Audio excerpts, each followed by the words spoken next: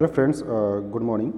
This is Deepak and you are watching my YouTube channel IntelliGAN. So today we are going to discuss chapter first of history of the class 10, right? So today we are going to discuss some important MCQs which can come in your exam and they are very important related to CBSE exam of the term first, right? So let's start the video.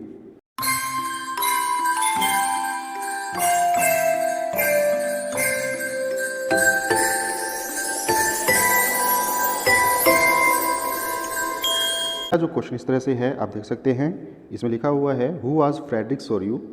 जो Frederick Sorio थे वो कौन थे? आपके option है French philosopher, French artist, a French politician, a French revolutionary. तो यहाँ पे जो आपका ऑप्शन है वो करेक्ट है, अ फ्रेंच आर्टिस्ट। वो एक फ्रेंच आर्टिस्ट थे, याद रखिए, बहुत इंपॉर्टेंट क्वेश्चन है और इसके आसार है कि यह आ सकता है बिल्कुल एग्जाम में। अभी नेक्स्ट क्वेश्चन नंबर 2 देखिए, ध्यान दीजिए सब। Which of the following revolution is called as the first expression of nationalism. भाई इसमें से कौन सा एक ऐसा रेवोल्यूशन था, या कह सकते हैं कि भाई एक फर्स्ट एक्सप्रेशन था नेशनलिज्म का, ठीक है।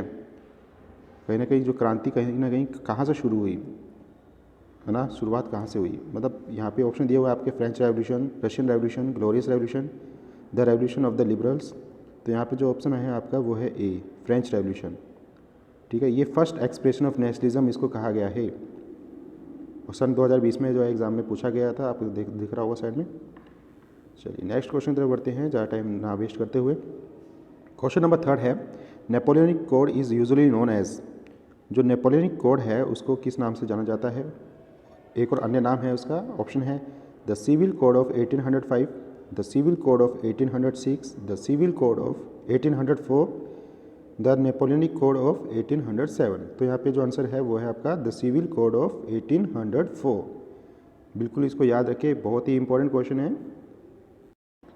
क्वेश्चन नंबर 4 की तरफ मूव करते हैं। तो इसमें लिखा हुआ है which one of the following was not the feature of Napoleonic code. आप अगर आपने पढ़ा हो तो नेपोलियन जी ने बहुत जो है कहीं ना कहीं समाज में बहुत से नई न्यू टेक्नोलॉजी दी उन्होंने, ठीक है। उन्होंने मेजरमेंट से रिलेटेड भी अपनी कुछ टेक्नोलॉजी इंट्रोड्यूस की थी, ठीक। तो आपने पढ़ा होगा उसको चैप्टर को बढ़िया से, तो उसमें आप जान भी चुके होंगे। तो यहाँ पे यही बोल रहा है क्वेश्चन कि इसमें से कौन सा एक फीचर नहीं था नेपोलियनिक कोड के अंतर्गत। तो यहाँ पे ऑप्शन है आपका equality before law, universal adult franchise, right to property, privileges based on birth. तो यहाँ पे जो है आपका है privileges based on birth, correct होगा। और प्रिविलेजेस मतलब क्या होता है? विशेष अधिकार, ठीक है। चलिए ठीक है, नेक्स्ट क्वेश्चन है आपका identify the correct statement with regard to the civil code of 1804 from the following options.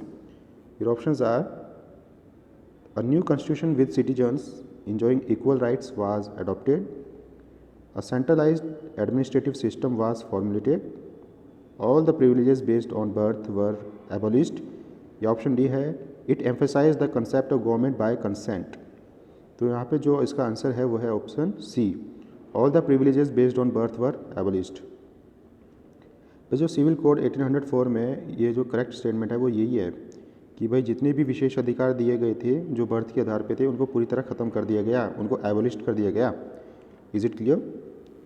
चलिए नेक्स्ट क्वेश्चन तरफ बढ़ते हैं। What does absolutist mean. जो एब्सोल्यूटिस्ट जो वर्ड है इसका मतलब क्या है? तो आपको ध्यान में रखना है, जिसमें आंसर क्या है आपका मोनार्चियल गवर्नमेंट, ठीक है। इसके लिए जो है ये शब्द यूज़ किया गया है एब्सोल्यूटिस्ट, ध्यान रखिए, ओके। नेक्स्ट क्वेश्चन है modern forms of nationalism received it's greatest boost during the. भाई इसमें बताया गया है कि जो मॉडर्न फॉर्म ऑफ नेशनलिज्म है उसमें कहीं ना कहीं एक ग्रेटेस्ट बूस्ट देखा गया कहीं ना कहीं, किस काल में? आपके ऑप्शन हैं early middle age, French revolution, American revolution, none of these. तो यहाँ पे जो आपका ऑप्शन है वो है B, French revolution. Next question है the French revolution required the citizen to speak. French revolution में जो है एक तरह से रिक्वायर था कि जो सिटीजन्स है वो बोल सकते हैं कहीं ना कहीं। आपके ऑप्शन है Latin, French, English, none of these. तो यहाँ पे है फ्रेंच, ऑप्शन इसका करेक्ट है। The French revolution required the citizen to speak French. Next question number 9, a nation is described as community of people who believe that they have a common. भाई इसमें बताया गया जो नेशन है उसको इस तौर पे बताया गया है कि एक कम्युनिटी, इसमें कम्युनिटी ऑफ पीपल रहती है जो कि विश्वास करती है कॉमन चीज़ को लेके कहीं ना कहीं, ठीक है। और इसमें जैसे ऑप्शन दिया गया homeland, tradition, historical development, all of the above, तो यहाँ पे इसका जो ऑप्शन होगा वो होगा D, all of the above. Question number 10, the German under the leadership of dash built their German empires. इसमें बताया गया है कि जर्मन के अंडर में जो लीडरशिप में किसने जो है अपना एक जर्मन एम्पायर जो है स्थापित किया था। तो यहाँ पे देखिए ऑप्शन दिया गया है प्रशिया, ऑस्ट्रिया, गीक, नन ऑफ दिस। सो यहाँ पे ऑप्शन है आपका A, Prussia. The German under the leadership of Prussia built their German empire, right. Question number 11, a treaty was sign in London in 1827 by, option are England, France, Russia, all of this. तो जो इसमें बताया गया है कि London में जो एक ट्रीटी को साइन किया गया था 1827 में, और इसमें साइन किस किसने किया था। आपके ऑप्शन है इंग्लैंड, फ्रांस, रशिया या ऑल ऑफ दीज। तो यहाँ पे जो आपका ऑप्शन रहेगा वो रहेगा D, all of these. Question number 12, what was the significance of the treaty of Constantinople in Greek history. तो इसका ऑप्शन है it recognized Greece as an independent nation, it gave the people of Greece immense power, it suppressed the people of Greece, it created several hurdles for the people of Greece. तो यहाँ पर इस पे जो option है वो है option A, it recognized Greece as an independent nation. Next question number 13 important है, what did das Volk stands for. Option are democracy, factory workers, common people, slum dwellers. तो यहाँ पे जो आपका आंसर रहेगा वो रहेगा आंसर सी, भाई कॉमन पीपल। 10 वॉल्क का मतलब क्या है, कॉमन पीपल। नेक्स्ट क्वेश्चन है, व्हाट डज ला पैट्री मीन्स। भाई ला पैट्री का अर्थ क्या है। तो इसमें ऑप्शन है आपका the citizens, the Motherland, the fatherland, the country. तो ऑप्शन सी यहाँ पे जो है ठीक रहेगा, the fatherland, right. Question number 15 बोल रहा है विच option about Bismarck is correct.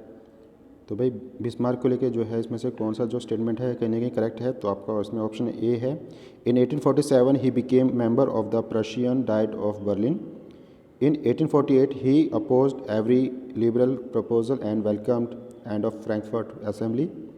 Option C, in 1862 he became a chancellor. Option D, all of the above.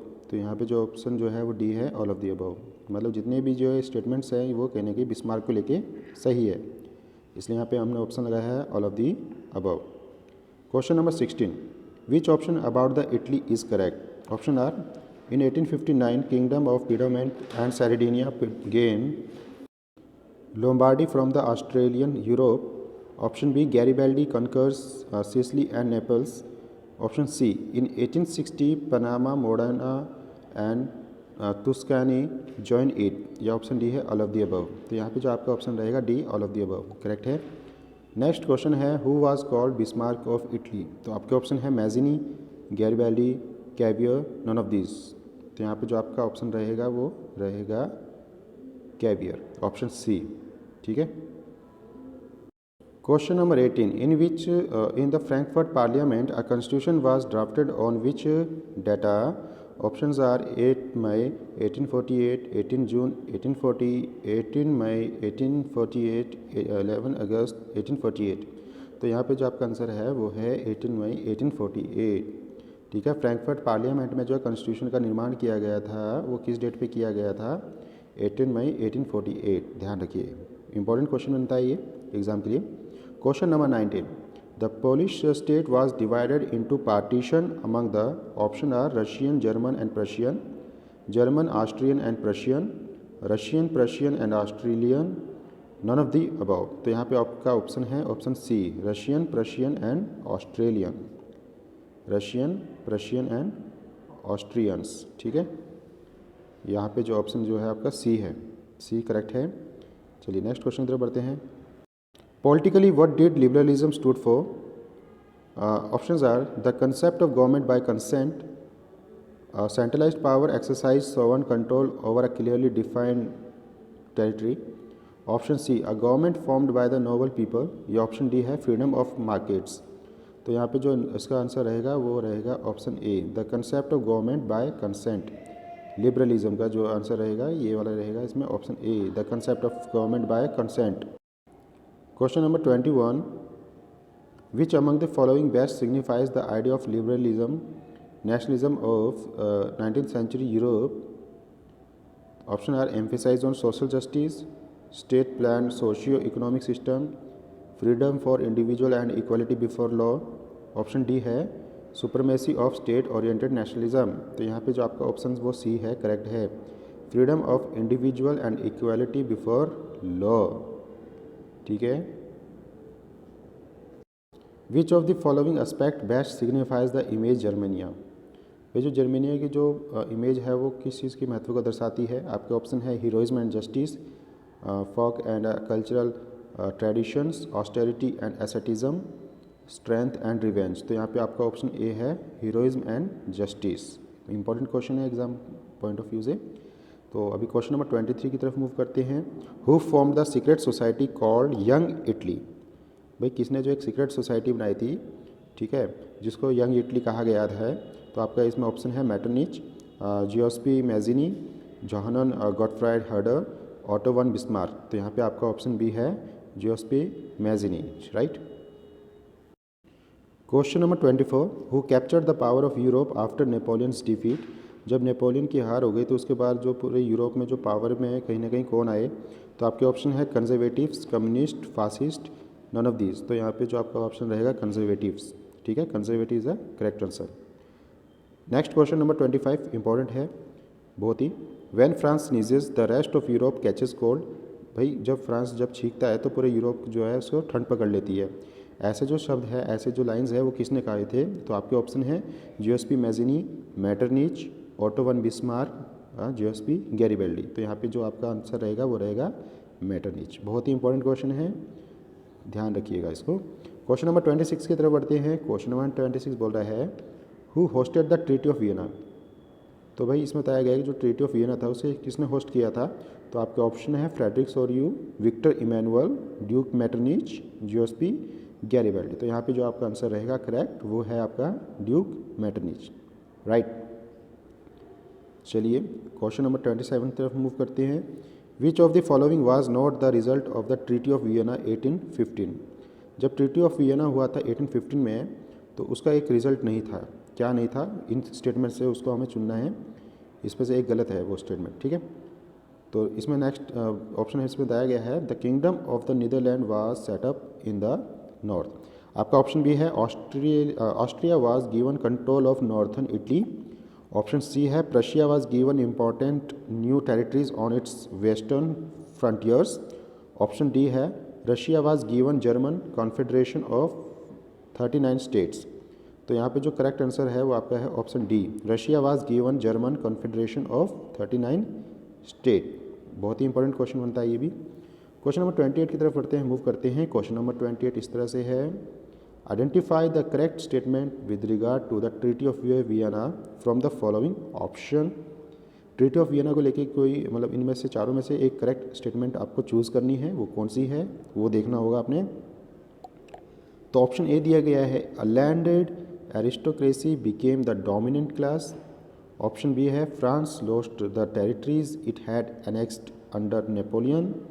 Option C है the right to vote and to get elected was granted to property owning person.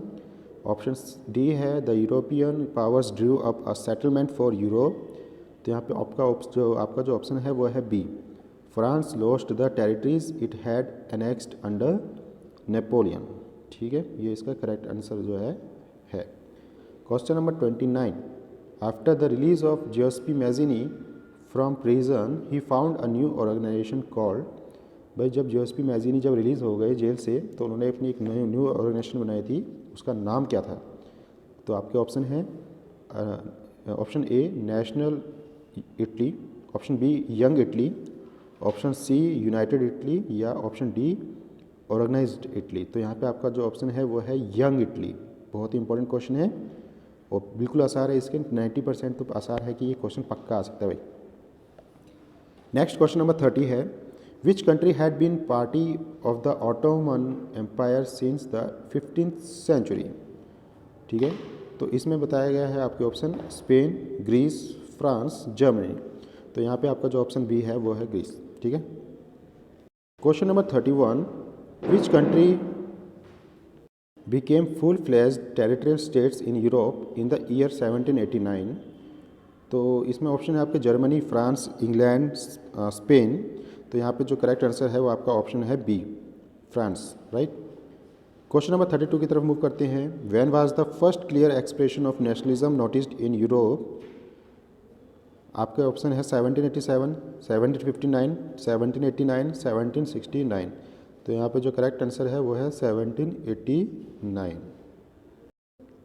Next question है, which of the following did the European conservatives not believe इन।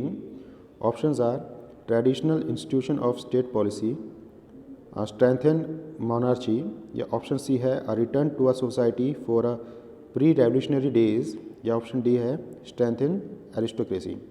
तो यहाँ पे जो correct answer है आपका वो है C, a return to a society of pre revolutionary days. ठीक है, यूरोपियन कंजर्वेटिव्स क्या चाहते थे, उनका मतलब उनका वो जो यूरोपियन कंजर्वेटिव्स थे वो किस चीज़ पे बिलीव नहीं करते थे। तो यहाँ पे है a return to society of pre revolutionary days. Next question number 34, name the Italian revolutionaries from Geneva. तो भाई एक इटालियन रेवोल्यूशनरी का नाम बताइए जो कि जेनेवा से बिलोंग करते थे। ठीक है, तो यहाँ पे आपके ऑप्शन है Metternich, Johann Gottfried, Giuseppe Mazzini, none of these. तो यहाँ पे आपका जो ऑप्शन है वो है option C, Giuseppe Mazzini, right. ध्यान रखिएगा, इंपॉर्टेंट क्वेश्चन है। नेक्स्ट क्वेश्चन नंबर है, which language was spoken for purpose of diplomacy in the mid 18th century in Europe. तो आपके इसमें जो ऑप्शन है जर्मन, इंग्लिश, फ्रेंच, स्पेनिश। तो यहाँ पे जो आपका आंसर है वो है French. What was young Italy. Options are vision of Italy, secret society, national anthem of Italy, none of the above. हमने अभी इसके ऊपर जस्ट डिस्कस किया है, अगर आपको याद हो तो इसका जो आंसर रहेगा वह रहेगा आपका सीक्रेट सोसाइटी, राइट। ये एक सीक्रेट सोसाइटी थी। चलिए क्वेश्चन नंबर 37 की तरफ मूव करते हैं। Who was proclaimed the king of United Italy इन 1861। तो आपके ऑप्शन है इसमें जियोस्पी गैरिबेल्ली, विक्टर इमैनुअल सेकेंड, जियोस्पी मैजिनी, या कैवियर। तो आपके यहाँ पे जो आंसर है वो है विक्टर इमैनुअल सेकेंड। तो आज के लिए अभी फ़िलहाल इस पार्ट में इतना ही है, और अभी इसका नेक्स्ट पार्ट भी आपको जल्दी से मिल जाएगा। ठीक है, और वीडियो को लाइक, शेयर एंड सब्सक्राइब करें, और जितना पॉसिबल हो उसको शेयर भी करें, ताकि जो और भी आप जैसे बच्चे हैं जिनको बहुत ज़्यादा ज़रूरत है कहीं ना कहीं, ठीक है, क्योंकि चैप्टर डीपली नहीं पढ़ सकते हैं, तो कम से कम वो एटलीस्ट पासिंग मार्क तो स्कोर कर ही सके कम से कम। ठीक है, क्योंकि एमसीक्यू वाले क्वेश्चन भी उनको कहीं ना कहीं हैंडल करना, उनका आंसर देना वो भी ईजी नहीं होता है। ठीक है, जब तक आपका जो है जो मटेरियल है, जो मैटर है, क्लियर ना हो। ठीक है, तो आज के इतना काफ़ी है वीडियो में। लाइक, शेयर एंड सब्सक्राइब करें। धन्यवाद।